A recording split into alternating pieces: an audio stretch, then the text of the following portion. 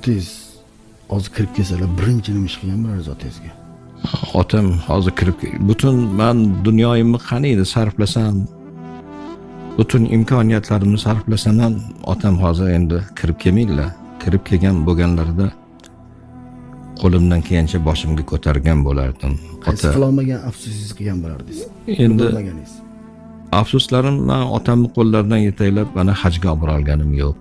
Umra ziyoratiga olib borolganim yo'q. Men o'zim hali haj qilgan emasman. Yoshim 57 ga kirdi. Umra ziyoratiga borib keldik. 2004-yili onamni olib borib keldim. Hozir qarib qolganliklari uchun, kasal bo'lib qolganliklari uchun agar o'zim takliflar bo'ldi idora tomonidan borib keling degan. O'zim ketvorsam, onamning ko'ngillari og'rirdi. Dillari og'riydi, lekin olib ketishga imkoniyati yo'q. Shuning uchun ham istihola qildim onamdan.